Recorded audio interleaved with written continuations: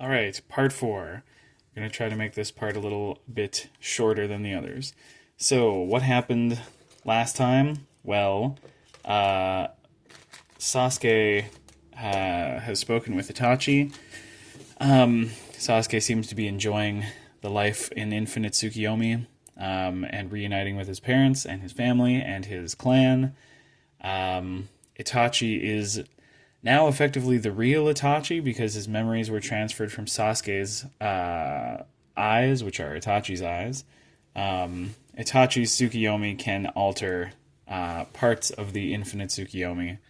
And indeed, that was how he was able to remove the mental block on his mind because he can freely sort of manipulate his own mind, the minds of others, and change the rules of the infinite Tsukiyomi. So his mind block is off. He was able to circumvent that. How would he know that he even had a mind block on him? I'm sure guys like Itachi or Jiraiya have some kind of mental exercise they can do to like check if they're retaining information or not.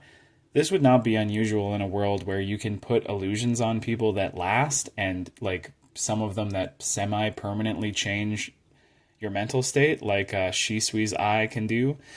So I think highly effective ninja would probably have some kind of means of checking whether or not they can think certain thoughts or retain certain information.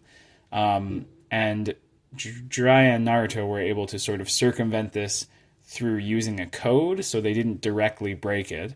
Whereas Itachi is able to directly like override the mental block that prevents him from learning about the infinite Tsukiyomi with his own Tsukiyomi. So we've talked about that part. We've talked about how all of Team 7 has lived in the illusion. So we're moving on from that. We're moving on to the plan. Okay, so Kakashi walks around the forests outside of Konoha. He's finally gotten a chance to tell his father what he thought of Sakamo's sacrifice and how it shaped his philosophy and his outlook on life. And he wonders what life is like inside the other ninja villages, and whether people like Haku or Zabuza have been brought back, whether anyone cared sufficiently about them during their life to bring them back. Kakashi has strong feelings about the way in which they died. Would that be enough?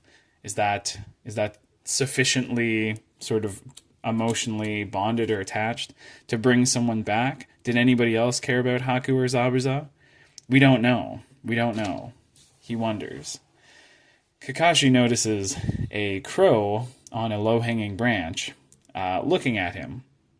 And when Kakashi looks at the reflective black eye of the crow, he sees himself staring back at it, but the reflection is just a tiny bit different because it shows Kakashi with a Sharingan eye, which at this point Madara has ripped out of his face, and Kakashi does not have his Sharingan.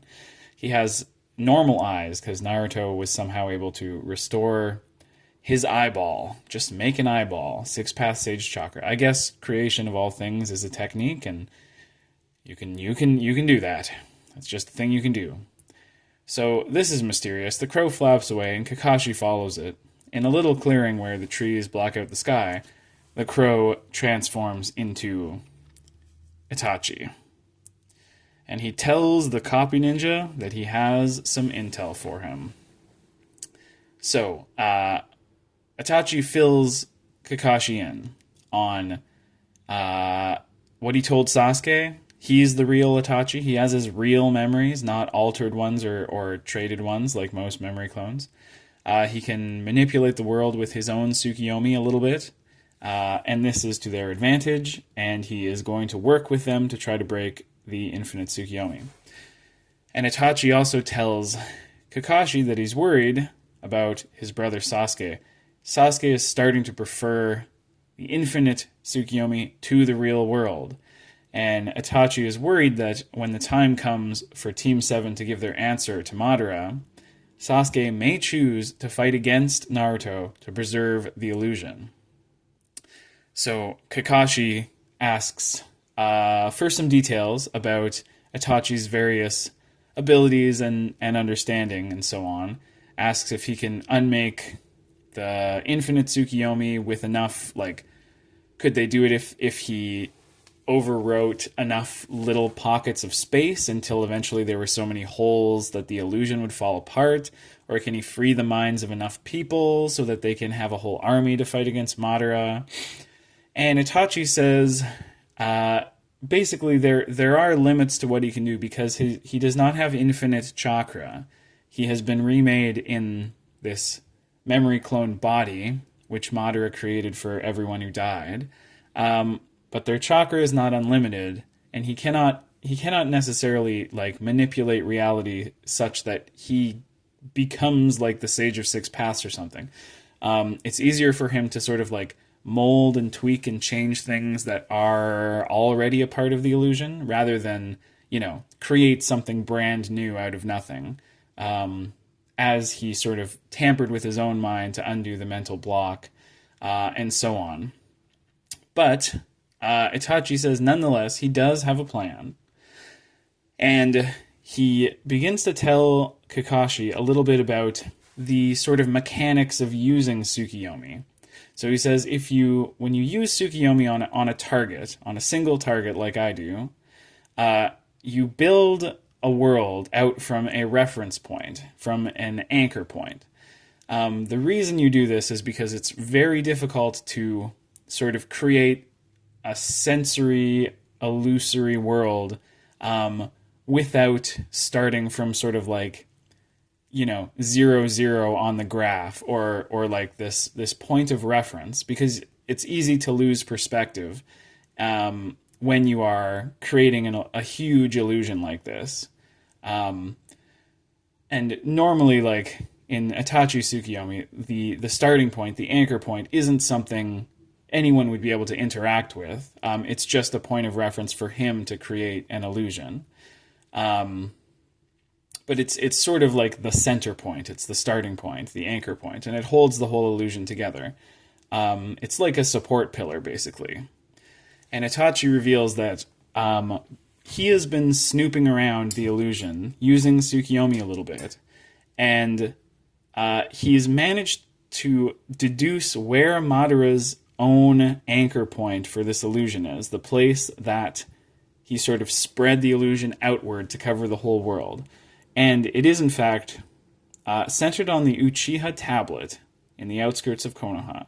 And you may recall that while all the Uchiha buildings have been moved to the center of town, presumably by Madara, to build this world where the Uchiha are not sort of loathed, the building with the stone tablet in it was the only one that wasn't moved. It's still there. It's still sort of dilapidated in the slums or on the outskirts of Konoha.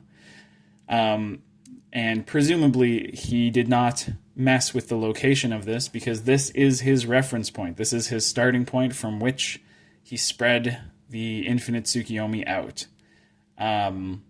So Itachi says that even with this information, even though he knows where Madara's anchor point is, he can't just hit it with a Tsukiyomi and sort of pull the illusion apart. It's still too big. But what he could do, he could sort of render the anchor part of the illusion into something physical that could be sealed away. So you can at least turn on damage, basically. You can undo its invincibility. Normally you would not be able to access an anchor point in someone else's illusion.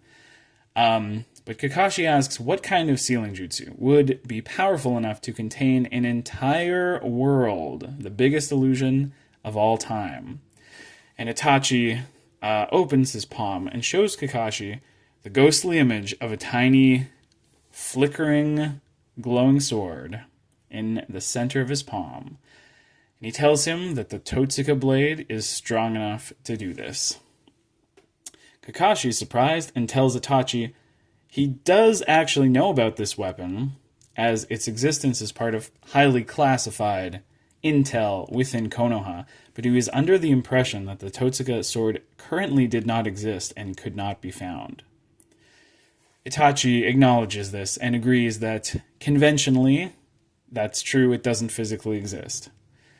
And Itachi explains that he acquired the Totsuka and the Yata Mirror and the Yasuka Magatama because these were just like out there. They were powerful tools that he knew would inevitably be used to sort of tip the balance in some conflict or another.